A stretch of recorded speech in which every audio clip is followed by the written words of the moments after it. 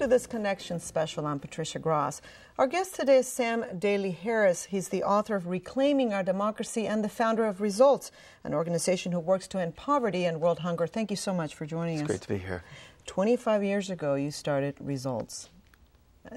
Probably in your apartment. Tell me about how you've come this far. Well, I need to tell from just before that, where I lived in Miami, Florida for 31 years and felt absolutely hopeless about solving any big problem. World hunger, environment, you name it. If it was big, I felt hopeless about it. And I went to a presentation, never thought about it much, and thought it must be inevitable. There must be no solutions to world hunger, because if there were solutions, somebody would have done something about it. Well, I went and I realized there was no mystery about growing food or clean water or education. What I was hopeless about was not the lack of solutions, was human nature. People would just never get around to doing the things that could be done. And there was one human nature I had some control over, my own. Right. And so I started to get involved. And I started speaking to high school students. In 1978 and 1979, I spoke to 7,000 high school students. And before I went into the first classroom, I read some statements from Jimmy Carter's Commission on Hunger calling for the political will to end hunger. So I started asking American high school students what the name of their member of Congress was. Didn't want to know if they'd ever met them or written them, just the name. And out of 7,000 asked, 200 knew, and 6,800 didn't know the name of their member of Congress. And so Results started out of this gap, the calls for the political will to end hunger on the one hand, and the lack of basic information about who represents us in Washington on the other. Now, we mostly work with adults now, but I learned that lesson asking these thousands of students this question. And it seems to me there's more apathy now than there was even in the 70s, right? Well, there's towards a lot government of, or what can be done. Yeah, there's lots of discouragement all the time. But I think people need to get in touch with, there's a statement by Apollo astronaut Rushdie Schweikert who said, "We aren't passengers on Spaceship Earth, we're the crew. Right. We aren't residents on this planet, we're citizens." The difference in both cases is responsibility, and we need to just realize that. Let's talk about, because one of the things that I found very interesting about your book, Reclaiming Our Democracy, is how you first became involved in the political process. And it wasn't easy at first. Yeah. It became easier as time went and more people joined your organization. But share with me what happened at first when you were trying to figure out, well, for example, I want to increase funding in this hunger program. And to do that, I need to convince my congressman or my senator to increase the funding. How did you go about doing that? Well, let me just even start even a little before that. I had training in music. Right, I played percussion. Yeah, so teacher. It's worse than how do you go about doing it. I didn't have any training in it. Yeah, exactly. But we'd work with other organizations that were working on it. I think our key was, how do you help ordinary folks? I certainly felt ordinary enough. Climb over their hopelessness, over their cynicism, get the right information in their hands, be able to speak about it powerfully, and then start calling the newspaper and talking to the editorial writer. Start calling Washington and talk to the aides. Get face-to-face with a member of Congress and really move it past, I don't know the problem, past, I can't do anything about the problem, to listen about this. This is something we can do something about. But how did you know how to do that? Because one of the things you say in your book is you need to have a speech. It needs to be short. It needs to be to the point. I need to get to that congressperson or politician to listen to me. Well, the bottom line is you have to look for what works. So, for example, we were learning in the mid-'80s that millions of children a year, 41,000 a day, were dying around the world from largely preventable things. Measles coupled with malnutrition, diarrheal dehydration, that kind of thing. Simple, inexpensive solutions. When we started lobbying in 1984, the two programs we focused on to address it were UNICEF, the UN Children's Fund, and the Child Survival Fund. It was $42 million a year in '84. 20 years later, it's 10 times that. It's $470 million a year in 20 years when foreign aid's been going down by billions. So we're spending less money, but more of it was going toward things that really work. And UNICEF's now estimating that the death rate's gone from 41,000 a day to 29,000 a day. Now, it's still scandalously high, but it's clear that it's going in the right direction finally. And we still sit here on a planet where there are all these unnecessary deaths, that we could do something about. There's a great quote. Retired Republican Senator Mark Hatfield said, "We stand by as children starve by the millions because we lack the will to eliminate hunger. Yet we have found the will to develop missiles capable of flying over the polar cap and landing within a few hundred feet of their target. This is not innovation. It is a profound distortion of humanity's purpose on Earth." And I think people get that in their gut when they hear it. Isn't that why we're here? To find and correct profound distortions of humanity's purpose on Earth. And that's what this is about. Your greatest achievement with results, the first greatest achievement, did it have to do with children's starvation, oil rehydration? It was therapy, all, yes, right? Exactly. Tell me about that, because I think most of us I hadn't heard about oil rehydration therapy till a couple of years ago. Yes. And only 10 cents a day to save one child's life. Tell me about that. Well, I think people watching might know Pedialyte. It's a preparation you can buy in a store, but it's related to Gatorade in a way. Right. It's this solution that rehydrates the body in the right proportion. And the Lancet, a British medical journal, was calling it the medical discovery of the century. Right. Because it could save millions of kids who were needlessly dying from dehydration, brought on by diarrhea, which was brought on by not washing hands or making infant formula with dirty water or whatever it was, not breastfeeding when that would have been preferable. So we learned about that. And then we started talking to people who could do something about it. In 1986, and it happens today, but in 1986, the Volunteers and Results generated 90 editorials around the country in the Houston Chronicle and 89 other papers on this. And we could clip them out. We could send them to Washington. Right, it could get bolster, the attention. Exactly. It could bolster our case. You get the editorial in the paper, the member of Congress thinks, whoa, this must be a big movement. Actually, there were 5 people in Houston working on it, but you don't have to make exactly. And ordinary people can do extraordinary things. And how did you, in this process, by the way, how many volunteers do you have now in Results? Well, there are about 100 chapters in the United States, and then there's some other chapters in Britain and Japan and the like. One of the things you did was you used the media in a very smart way. You kept calling them and saying, this is an important issue. At first, some of them did not respond, and then they start responding. Yes. What did you learn about working with the media and getting their attention, and then getting the attention of the politicians? Well, if you have good information, and if you can articulate it. In other words, if I tell you, well, microcredit, something I think we'll talk about later, could help millions of families leave poverty, and you go, oh, I understand. Well, you're not dangerous yet until to the conditions of ignorance and apathy until you can speak it, till you can articulate it. So that was an important thing for us, not to get people to know about things, but to get people to be able to advocate about different things that matter. And I understand that when you had your meetings with your volunteer, it's a volunteer-driven organization, you had your meetings about coaching them how to speak to a politician. Well, since 1983, we've had a nationwide telephone conference call every month with 250 volunteers on the phone together with experts in wherever they are, speaking to them, answering questions. And then we do role plays, practice a phone call to your editorial writer or whatever, so that they could get better at it. Now, today, micro-lending is a word that most people understand. But it only started, in the 80s? One man in Bangladesh, the poorest country in the world. Tell me his story. Well, Muhammad Yunus is the founder of the Grameen Bank. He came to the United States to get a PhD at Vanderbilt. Then he went home to teach economics at a university in Bangladesh. There was a famine in the country. He said, the economic theories in my textbook, they're very elegant, but they're not working in the village next to my campus. I'm going to go in the village and learn economics from the villagers. This is 1976. He meets a woman who's making bamboo stools for sitting on. He asks her, how much money profit do you make every day? She says, I make 2 pennies a day profit. He says, how's that possible? It's a beautiful stool.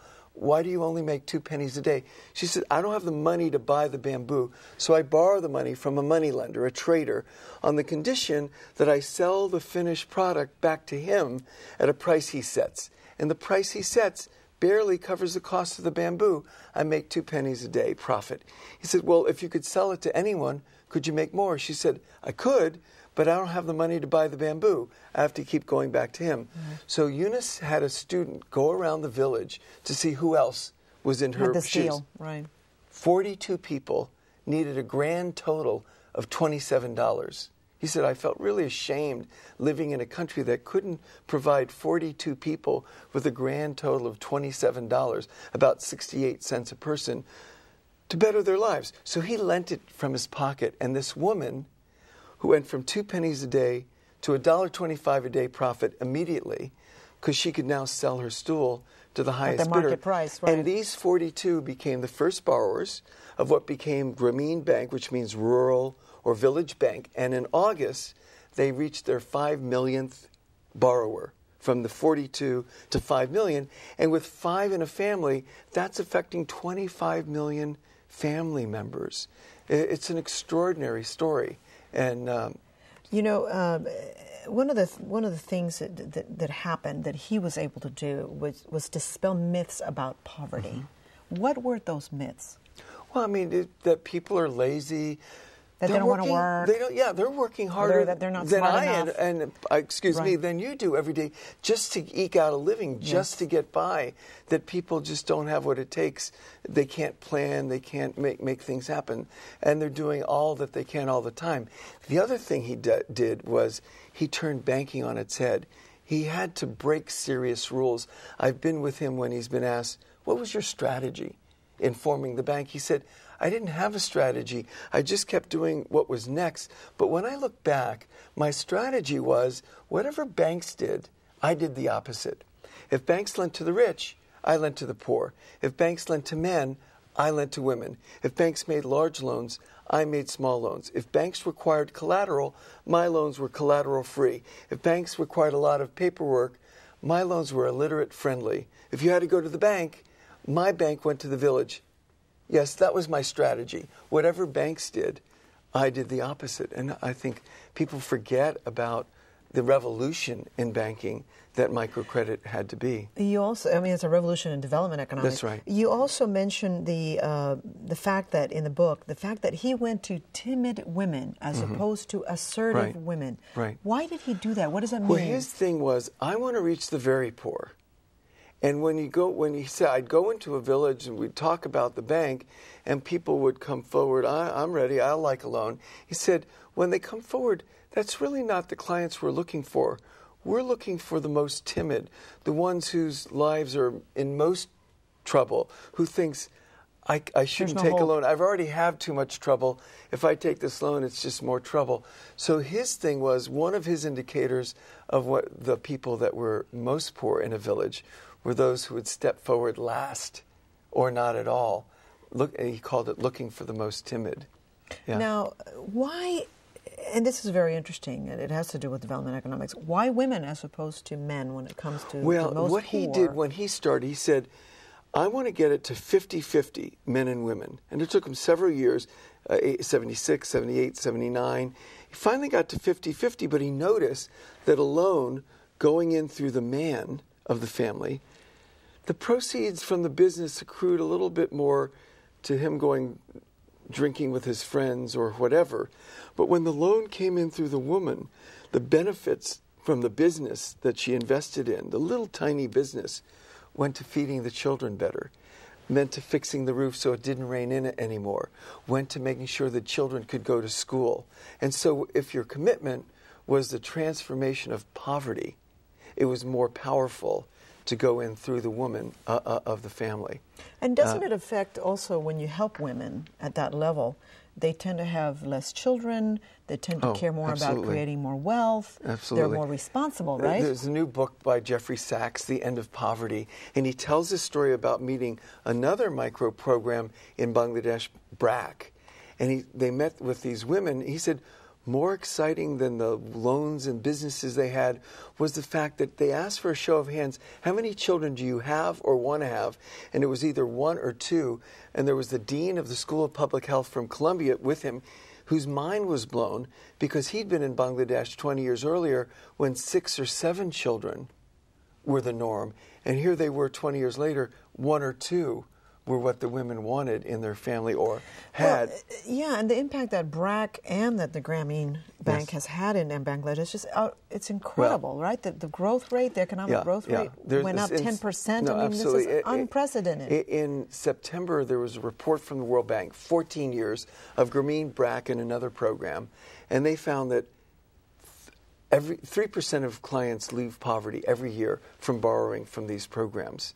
And because of the spillover effect, because of the growing economy at the bottom, 1% of non-borrowers in those villages were leaving poverty because of the microloans, even though they weren't getting them. It was just the spillover effect of these programs. It impacts everybody else. Well, if we in the United States could celebrate 3% leaving poverty every year, we'd have a big party. So it's quite exciting when you read some of this data. Let's talk about the United States, because you're trying to end hunger in the rest of the world. Yeah. We have hungry people here. Mm-hmm. How are you dealing with that? Because I know you're working. Yeah, there are results chapters that focus primarily on global hunger and poverty, and there are other chapters, and they have their own conference call once a month that focus on domestic hunger and poverty. And they work on, you might say, traditional things like the Head Start programs, getting young kids at 3-year-olds and 4-year-olds and 5-year-olds in early childhood education. They work on the WIC program and things like that. And they work on some other innovative things like IDAs, individual development accounts, where if you put $100 into account, in some instances experimentally, the government or a foundation, they'll add 100 or 200. They'll triple it in some cases. And it really encourages people to save, but they can only use it for education, to start a business, or to buy a house. There are other things like children's accounts where at birth they put aside a certain amount of money that cannot be touched and grows, cannot be touched till they're 18. These are some of the other ideas. There's microenterprise in Houston and Texas and in the United States. It's smaller and it's a little tougher, but it's even here in this community. You know, one of the things I noticed, though, in results is that you really focus on programs that work. Yes. You really you have accountability as part of your... That's right. How did you get to that? Because developmental economics has been around for hundreds of years, and yet now... In simple ways, I would say we followed visionaries. So in the 80s, Jim Grant was the executive director of UNICEF, the UN Children's Fund, and he had this bold vision for what could be. Muhammad Yunus, the head of the Grameen Bank, these people had these great visions, and what they put out and what they were doing was something we could get behind and advocate for, so that there'd be more focus on it, there'd be more funding on it, and that kind of thing. And what did you learn about the key to ending poverty? Well, empowering people is the bottom line. Dignity. Really. You talk about exactly. dignity as opposed to giving them a handout. Tell me about that. Back in 1987, there was a Republican congressman. I think he's still in Congress right now, E. Clay Shaw of Fort Lauderdale, Florida, who called it a hand up, not a handout. And I think that is really important for people. People really want that. There's a great story. 2 friends of mine from Results were meeting 40 women in a microbank in South Asia. And they asked the women, what impact did this microbank have on the husbands of the non-borrowers? Not your husbands, but the husbands of women who were not in the bank. They said, well, before we got our loans, our husbands were day laborers working whenever they could find work in the fields. But when we got our loans, our husbands stopped being day laborers, and they worked with us, husking rice or whatever it was. So there became a shortage of day laborers in this area. And the husbands of the non-borrowers who were day laborers, their wages went up.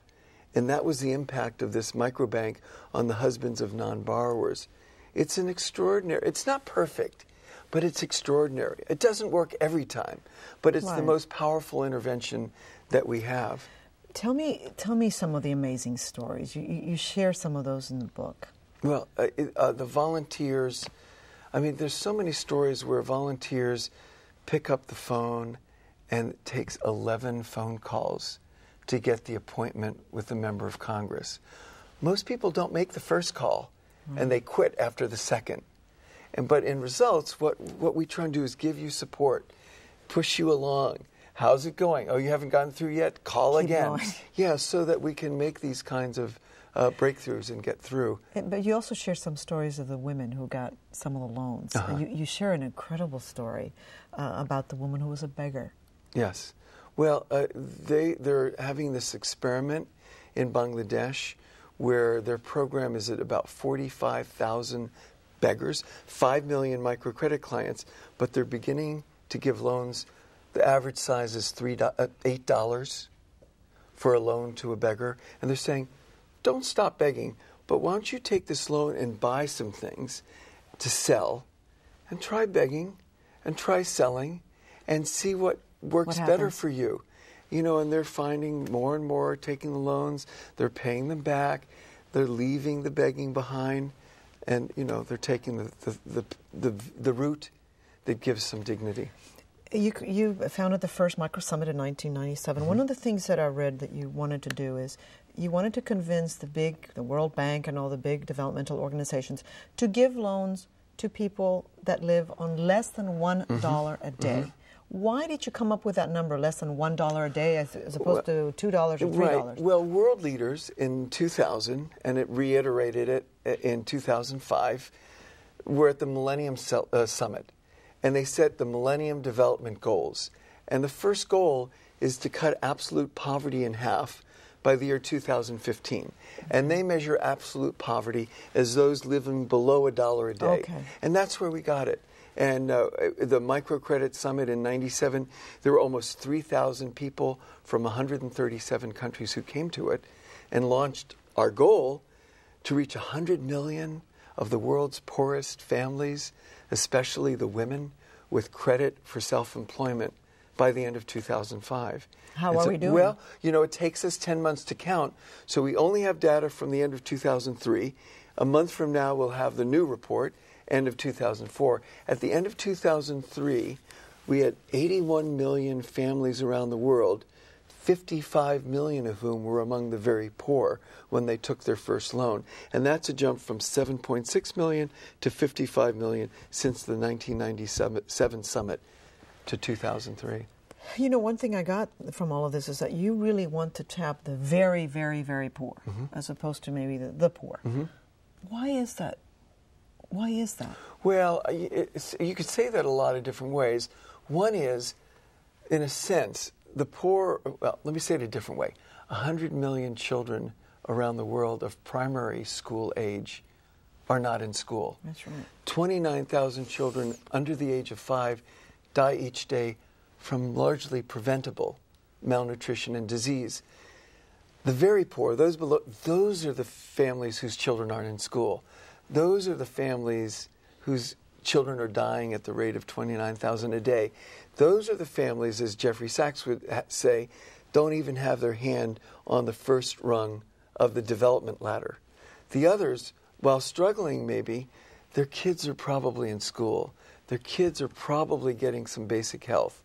Their families are eating better. Not so desperate. Exactly. And so we're arguing if you can get to the very poor, then the other sectors will be much easier. We want to go at the hardest ones first.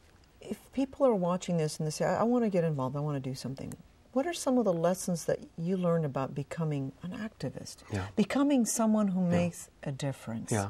Well, there's a favorite quote from the former president of Johns Hopkins who said, amidst the glut of insignificance that engulfs us all, the temptation is understandable to stop thinking.